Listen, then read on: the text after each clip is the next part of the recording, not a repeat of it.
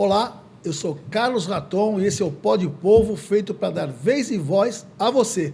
Aqui é jornalismo. E à minha frente hoje, uma pauta bem interessante. A Câmara nas Fardas. Eu estou aqui vou conversar hoje com o ouvidor da Polícia Militar do Estado de São Paulo, Cláudio Aparecido da Silva, e o advogado Rui Eliseu de Matos Pereira. Muito obrigado pela participação de vocês.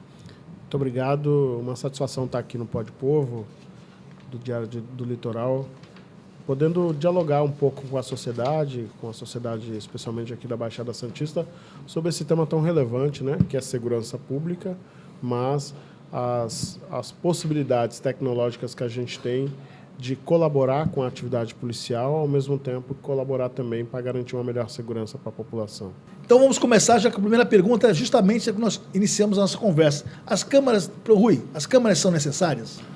Eu diria que as câmeras, Raton, elas são fundamentais, principalmente na conjuntura de violência extrema que nós estamos vivendo aqui na Baixada Santista, São Vicente principalmente, né? Mas a famosa, e eu digo sempre, né? Nefasta Operação Escudo, que se desenvolveu depois da morte daquele policial, dois meses atrás, mês e meio atrás. E as câmeras, elas trazem simplesmente a verdade ao processo, à ocorrência. Então, a necessidade delas estarem funcionando, para mim, é fundamental. Isso é também na Polícia Militar, na Polícia Civil, é um consenso também? Elas são necessárias? A grande maioria dos policiais também é a favor? A Ouvidoria da Polícia, ela é um órgão autônomo em relação aos órgãos de segurança pública do Estado, né? E a Ouvidoria da Polícia é um órgão também de participação social, seja da sociedade, seja da população, ou dos policiais. Sim.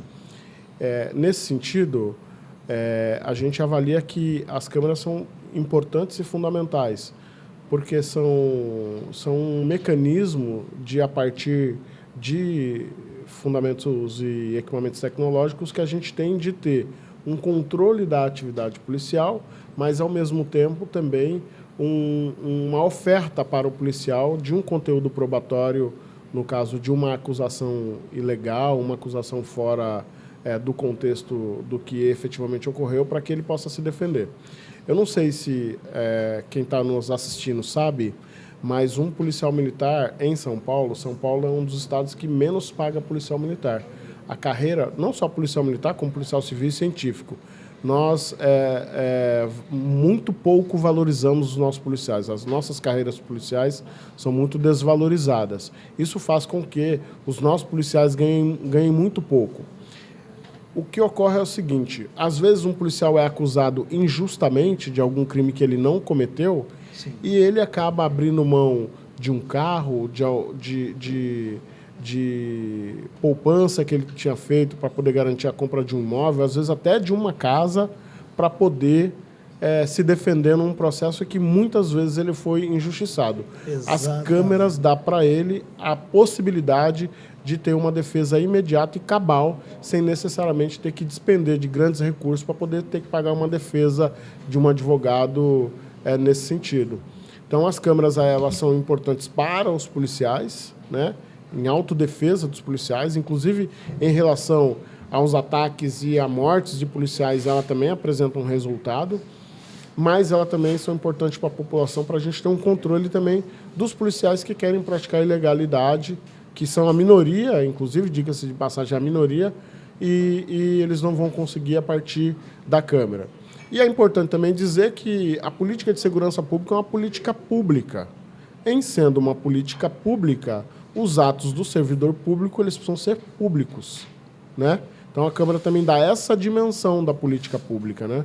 De que o ato do servidor público, seja ele policial, seja ele professor e tal, ele é um ato público. Então é fundamental deixar transparente a oferta de política que está se oferecendo, e a segurança pública, pela natureza do tipo de política, é fundamental que seja uma política transparente e pública. Então, Cláudio, na verdade, você está me dizendo que é o seguinte, que as câmeras, de outros, né, além de ser economicamente importante para o policial, no momento que ele é processado, ele valoriza o bom profissional, o bom policial. É isso, né? É, Rui? Exatamente. Exatamente. Eu queria apenas fortalecer aquilo que o ouvidor Cláudio acabou de falar, que as câmeras elas são duas vias. É uma via que não só, mostrando a verdade, ela protege não só o cidadão de alguma arbitrariedade, de algum crime, de alguma ilegalidade, né, na incursão policial no ato do Estado, dos agentes do Estado, mas ela também protege o próprio policial. O bom policial ele não tem por que ter receio, porque como o Cláudio falou, eu queria até me reportar aqui a um exemplo que teve há um tempo atrás no Guarujá, onde, se eu não me engano, salvo engano, ao lado da delegacia do Guarujá, não sei se você lembra disso, Raton, houve um embate entre um policial civil e o militar. E policiais militares. Acho que teve um verdadeiro chaparral ali e tudo. Eu lembro que, não sei se houve óbito, mas houve um confronto muito sério, né, de tiros. Houve óbito, sim. Sim, então. E o que acontece? Eu me recordo que a advogada, a defensora da pessoa, dos policiais militares, ela estava ansiosa para que as câmeras viessem logo para o processo, porque ela tinha as câmeras como um grande uma evidência a favor dos policiais que estavam sendo acusados de terem praticamente executado a outra parte. Entendi. Então, o bom policial ele não deve ter receio. E assim, eu até digo o seguinte, Raton, Claudinho, né, como é conhecido o nosso querido ouvidor,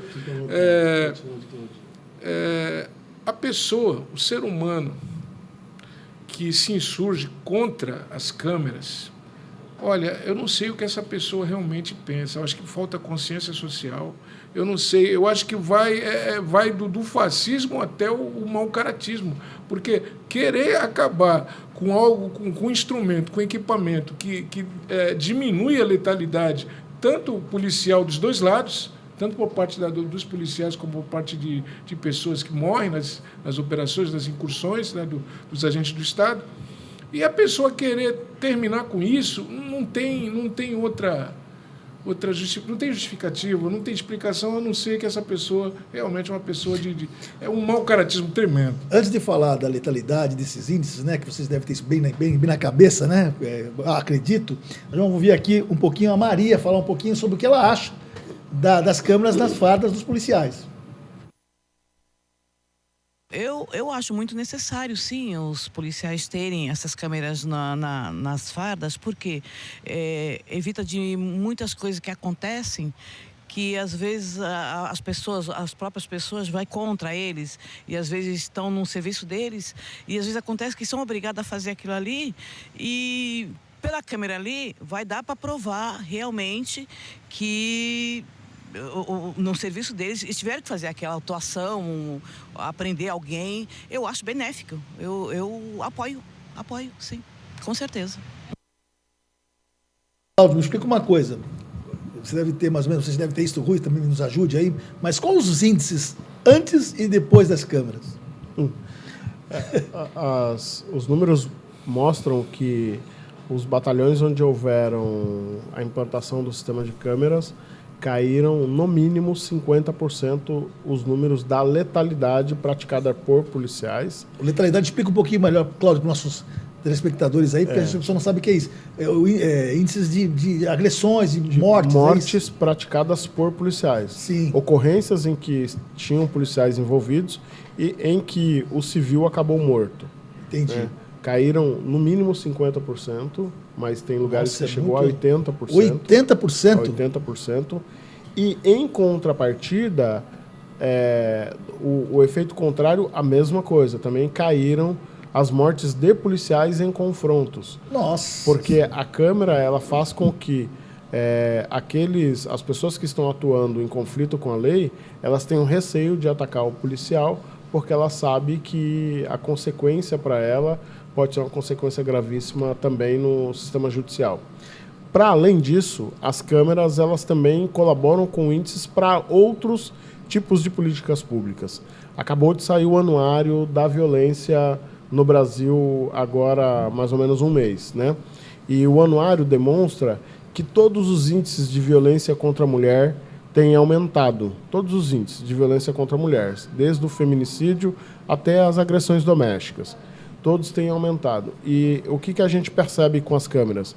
Aumentaram as notificações de violência contra a mulher, violência doméstica contra a mulher, em 104%. Esse dado é muito relevante, por quê? Porque percebe-se que havia uma subnotificação desses casos. Quando há subnotificação desses casos, também há uma falsa aferição da política pública no sentido de construir a política de proteção à mulher. Então, as câmeras também colaboram para a defesa da segurança das mulheres, né? Para garantir a integridade física e as não violações contra as mulheres. Eu vou insistir, Rui, e você pode, como advogado, né, direitos humanos, enfim, falar sobre...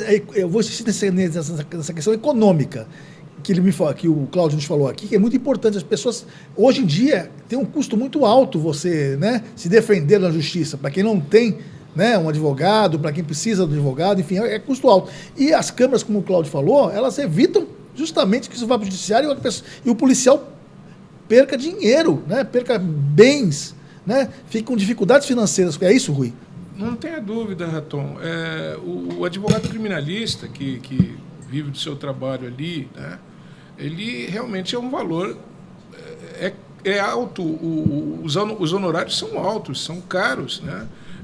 A não ser que ele seja uma pessoa rica ou que seja um ativista de direitos humanos e faça tudo pro bono, que é muito, muito raro. É lógico que isso vai ser, essa despesa vai ser no bolso de quem está precisando da defesa. Então, não tenha dúvida. O policial militar, a gente sabe de pessoas que vendem até sua casa e tudo mais e não conseguem pagar ainda. E por quê? Porque é muito caro.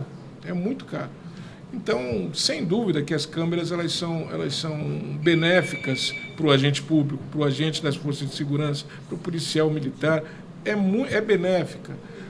Quem diz que não é benéfica é porque tem alguma... né, a irregularidade está patente aí, né? Perfeito. Antes de continuar a nossa conversa, que está bem bacana, bem esclarecedora, por sinal, nós vamos aqui ouvir o Gabriel, também nas ruas, falar um pouquinho sobre o que ele acha das câmeras das fardas. Acredito que seja benéfico, sim, as câmeras nas fardas dos policiais, porque pode trazer um benefício da dúvida, né? Se ocorrer algum problema ou se ocorrer alguma coisa duvidosa. Sendo assim, a gente pode tirar a conclusão, né, de se foi benéfico ou não para o policial, para a população, o indivíduo que esteja sido agravado ou alguma coisa do tipo. Impressão, Rui. Sinceramente, fui surpreso.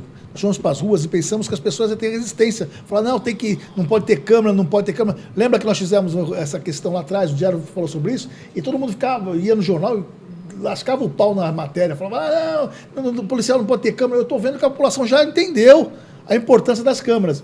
E eu queria, Cláudio, me perguntar para você que é ouvidor, e você deve saber um pouco também sobre isso, a questão do seguinte, para o policial militar, às vezes para o comando da polícia, quando acontece um absurdo, que ele é acusado, que você falou, de cometer uma arbitrariedade, ou até um crime, ou até uma agressão, o comando já vai logo na jugular do PM, né? O PM é muito fácil, né? Ele pega assim, olha, não preciso nem discutir.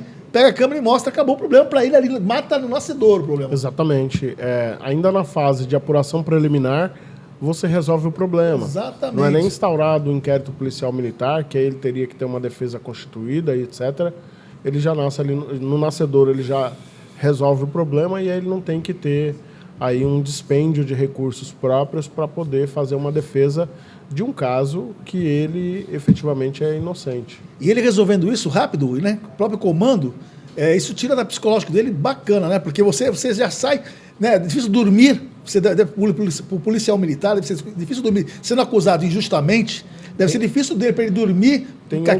Tem outros aspectos. Em geral, quando um policial militar ele começa a responder um crime que tem algum determinado nível de gravidade, ele já é afastado das ruas, já vai para o administrativo ou é afastado mesmo da função.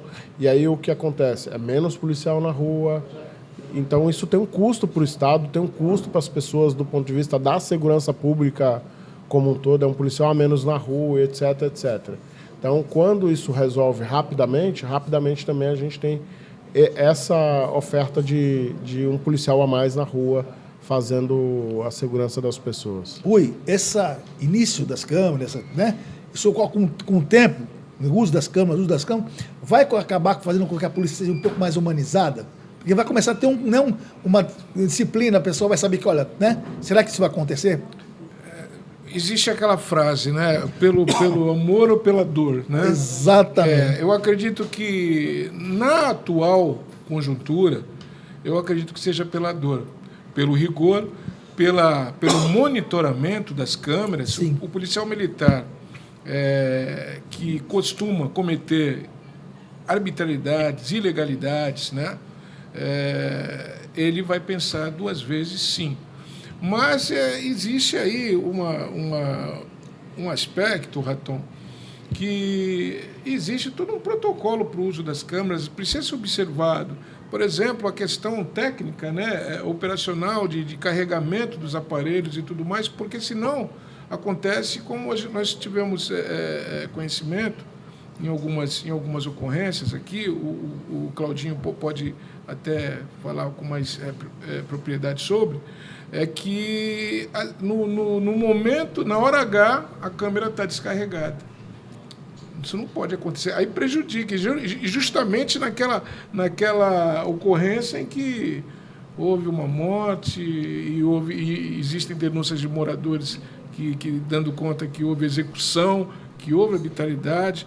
Então, eu até queria pontuar aqui, né, recentemente, a Justiça de São Paulo, ela determinou que toda a Polícia Militar passe a usar as câmeras. Eu não sei logicamente que deve ter entrado com algum recurso, né, inerente a essa decisão, mas houve esse reconhecimento da Justiça determinando que a Polícia Militar de São Paulo use as câmeras. É muito difícil nós entendermos o porquê dessa procrastinação, dessa morosidade, dessa demora em colocar as câmeras em toda a polícia. Eu sei que não é barato, eu sei que existe um sistema de monitoramento que a polícia precisa, mas é necessário. Certo. Não é? Cláudio, me explica uma coisa. De primeiro eu queria perguntar para você se existe resistência, por que essa resistência de colocar, né, as câmeras, né? Uhum. E depois te perguntar o seguinte, tem que ter um critério, né, Rui, e técnico, para a pessoa não poder ficar justificando que a câmera está sem bateria, que a câmera não tem isso e aquilo. Acho que a polícia vai começar, né, não ficar mais caindo mais nessa, né, tem que checar quando vai para a rua, se a sua câmera está funcionando. Tudo isso faz parte de qualquer profissional, né? Eu, por exemplo, tenho, se o meu celular está gravando, se eu tenho minha caneta, eu vou paramentado para fazer uma reportagem, tem que estar sabendo se tudo está funcionando. Deve ser assim também com as câmeras, né? É importante discutir a resistência que se tem ao sistema de câmeras corporais, a partir de onde ele surge, né? Essa resistência, não existe resistência do comando da polícia em relação a isso. Entendi. Não existe resistência de boa parte dos policiais, especialmente aqueles policiais que atuam com legalidade, aqueles policiais vocacionados, aqueles policiais que saem de casa muito bem intencionados e querem voltar de casa com a sua mente tranquila. Não existe resistência nesse meio. A resistência está localizada num campo político, né, que tenta desqualificar o trabalho, a entrega que o sistema de câmeras corporais pode ofertar, muito fortalecendo, inclusive, uma perspectiva de atuação desenfreada das corporações policiais. Do nosso ponto de vista, é uma resistência muito localizada e muito pequena. Entendi. Porque a sociedade, como a gente tem visto, já entendeu o papel das câmeras. A sociedade evoluída já lança a mão desse tipo de tecnologia para a atuação das corporações policiais. O nosso sistema de câmera é o mesmo sistema de câmera usado na considerada melhor polícia do planeta, que é a Polícia de Londres. O nosso sistema é o mesmo sistema, a mesma câmera que o policial de São Paulo usa, né? Metade da tropa da Polícia Militar usa hoje, 50% da tropa da Polícia Militar de São Paulo usa hoje, é o mesmo sistema da Polícia de Londres, que é considerada a melhor polícia do mundo. É o mesmo sistema usado pela Polícia de Nova York, é o mesmo sistema, a mesma tecnologia, o mesmo equipamento. É equipamento de última geração, que é usado também pela polícia de Chicago e muitos outros países do mundo. Então, não é um sistema novo, não é um sistema que não foi testado, não é um sistema desqualificado. A gente, inclusive, usa o mais caro que tem, é o sistema mais caro que tem, por conta de todos os benefícios que ele pode ofertar. Então, a gente não está... Nós não estamos fazendo experiência, nós estamos usando uma tecnologia que já vem sendo usada mundo afora e que tem apresentado ótimos resultados mundo afora. Perfeito. Nós vamos ouvir agora, mais uma vez, eu vou fazer uma pergunta aqui interessante, e o Rui vai me ajudar nisso aí. O Igor vai falar um pouquinho do que ele acha sobre as câmeras. Bom, acho que as câmeras na farda dos policiais é benéfico para a população, né? Querendo ou não, traz um pouco mais de segurança, né, para quem está sendo abordado, ou então até para alguma ocorrência que eles vão atender. Mas também, de certa forma, não é tão benéfico assim, que a gente sabe que tem muita coisa que não deveria ser feita, né? Então, acho que essas câmeras também podem ser usadas tanto a prol da população tanto como contra também. Perfeito. Rui, deixa eu te fazer uma pergunta. É meio engraçado, isso você vai entender que eu vou a pergunta, viu, Cláudio, também. Uhum. Todo mundo, quando fala de segurança pública, que mais se cobra das prefeituras, Rui, é câmeras nos bairros, né? Eu quero uma câmera aqui na minha rua, eu quero uma câmera no frente do meu comércio, eu quero uma câmera não sei aonde, eu quero uma câmera aqui lá, porque aqui tem muito crime e tal. Aí o cara aceita e quer a câmera mostrando, né? A frente da fachada do comércio dele, a rua dele, tudo. Mas nos policiais os caras não tem...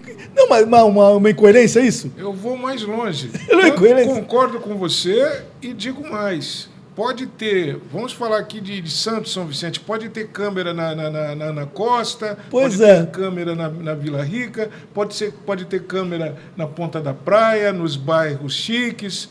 Mas por que não pode ter câmera na Cacheta? Por que não pode ter câmera no Pissarro? No Bugre, onde mataram mais um na segunda-feira. Mataram não, ele foi alvejado aí, uma coisa meio que... uma incursão policial meio que obscura, né? Precisa ser esclarecido. Por quê? Porque estavam sem câmeras. Por que não colocar câmera, então, nesses pontos onde a polícia entra com toda vontade, com toda energia? Eu digo o seguinte, eu queria deixar bem claro a opinião minha, Raton, opinião minha. O bom policial, ele tem que ser exaltado, ele tem que ser elogiado, apoiado. Sim. Tem que ter um salário digno para poder sustentar sua família. O bom policial tem que ser assistido. Se ele tomba na luta contra o crime, ele tem que ser assistido, a sua família imediatamente, assistido pelo Estado. O que o Estado tem que fazer é assisti-lo no aspecto da previdência, aposentadoria, o mais rápido possível a família dele quando ele tomba. Não ser promovido aí uma retaliação até por maus políticos, inclusive maus políticos da nossa região, que promovem aí um verdadeiro insuflamento, né? Um verdadeiro estímulo à retaliação. Houve, por exemplo, quando aconteceu, infelizmente, a morte do policial aposentado lá na Náutica, né? Nesses últimos dias, um político da região dizendo, olha, já telefonei para a Rota, para o DERIT, para o secretário, dizendo, está voltando a Rota. A Operação Escudo vai, porque eles vão ver só, insuflando uma violência, quando ele deveria, como parlamentar, pedir que seja colocado as câmeras e dar um outro tipo de apoio. Não, para mim, na minha opinião, isso é promover a violência. Então, já que querem câmera em tudo quanto é lugar, por que também câmeras nessas comunidades, nessas quebradas? Né? É isso, Cláudio? A percepção que a gente tem é que tem uma parte da sociedade que acha... E segurança é para alguns e não para todos. Exatamente. Existe um pedaço da sociedade que tem alguns direitos e existe uma parte da sociedade que tem todos os direitos. Né? É que nem falar, Cláudio, desculpa interromper, mas achar, né, Rui, que as periferias, os bandidos só estão nas periferias. Isso é um grande erro, porque os bandidos mesmo de verdade estão na alta sociedade. É o que comanda a alta sociedade. Os famosos peixões, né? Os peixões. E se você for fazer todo o ajuntado do PIB, quem mantém isso aqui em pé é a periferia. São os Exatamente. trabalhadores, os pobres, as pessoas que trabalham e pagam seus impostos retidos na fonte, retidos a partir de uma compra ou de outra compra, porque a burguesia consegue tem discernimento e consegue todas as condições possíveis para conseguir não pagar seus impostos, né? Cláudio, vamos falar um pouquinho da Operação Escudo, é inevitável, né? Eu sei que você teve à frente dessa, né, de apurar tudo que estava acontecendo na Operação Escudo. O Rui também tem informações importantes.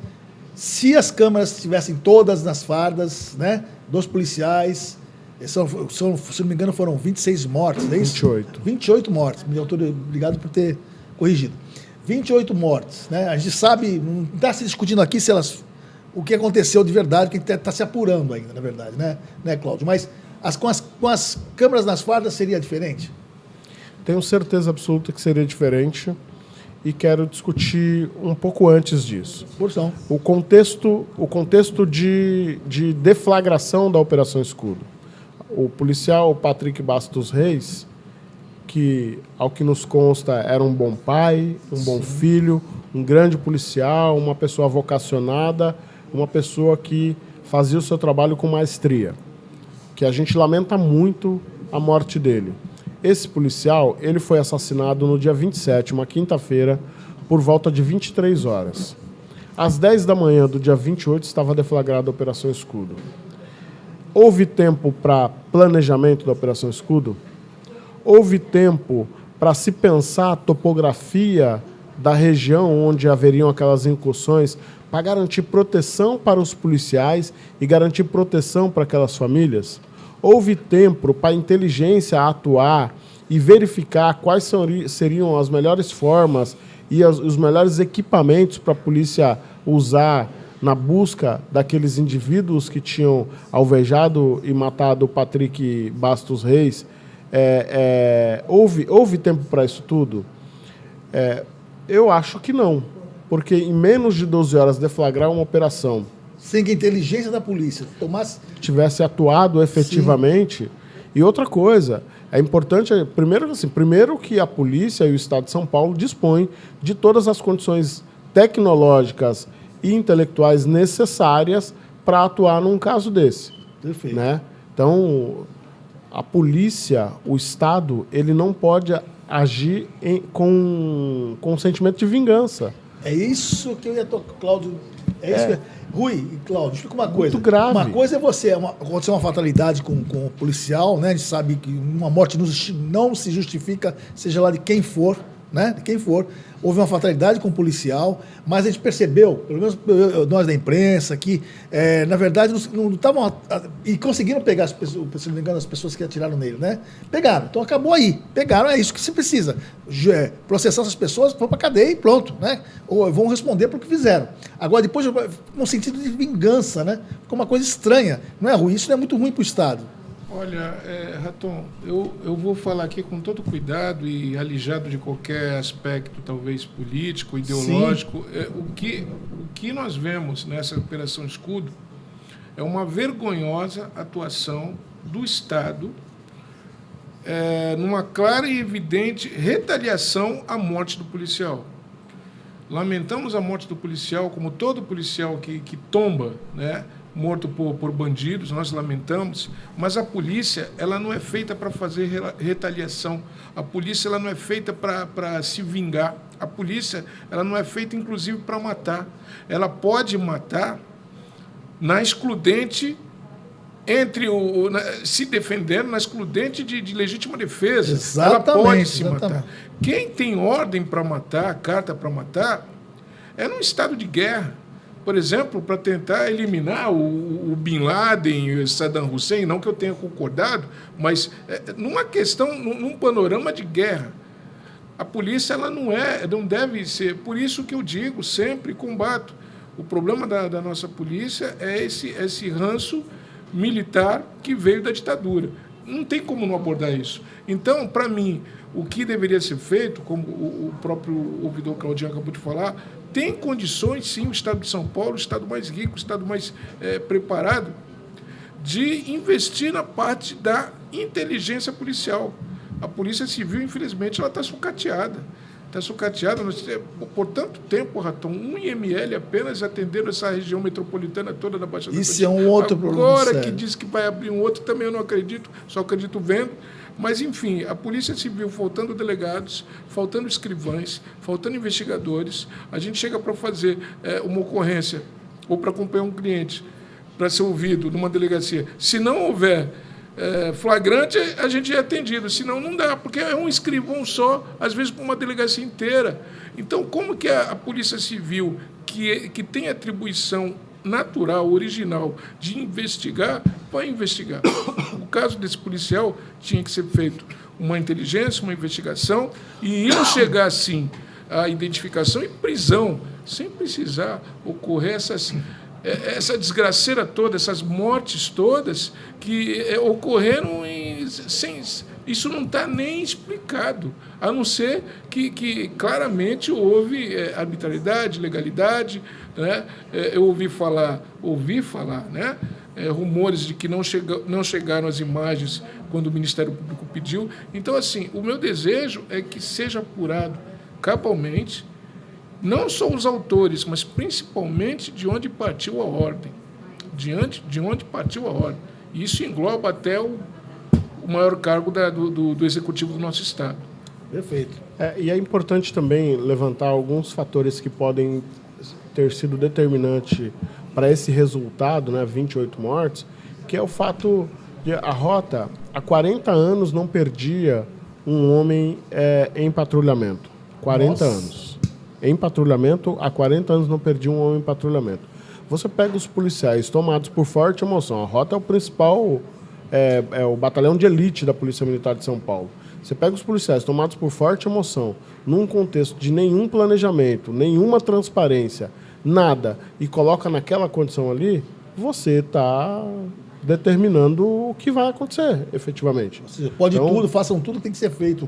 Essa ideia que sempre falam, né? Concordo e aí, muito. Já viu. Concordo muito com o Dr. Rui que, para além das autorias efetivas, a gente precisa discutir por que o gestor público tomou a decisão de colocar os policiais naquela condição ali, tomados por forte emoção e etc, etc. Então, a gente precisa efetivamente que tudo seja apurado tintim por tintim para que a gente dê as respostas que a sociedade precisa. Desses 28, eu tenho conhecimento de 3 que não eram nem da Baixada Santista. Nunca estiveram na Baixada Santista, com exceção de um que já teve na Ilha Bela.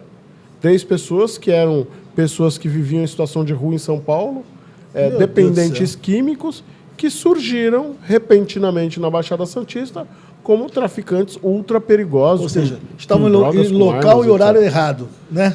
No momento. Agora, ninguém explica como é que eles chegaram aqui, porque eram pessoas que tinham problema com dependência química em São Paulo. Uma delas, a mãe viu ela no dia que ela desapareceu. Meu Deus do céu. O outro era de São José dos Campos, não conhecia ninguém na Baixada Santista. Não tinha um parente, não tinha uma razão para vir para a Baixada. E sequer eram conhecidos nas comunidades onde foram encontrados mortos. Exatamente. Não eram conhecidos. Quando eles tombaram naqueles territórios, os próprios moradores disseram, não, tem uma pessoa lá que eu não conheço. Eu não sei quem é aquele rapaz. Como que ele apareceu ali? Cláudio e Rui. E vou um pouco mais além.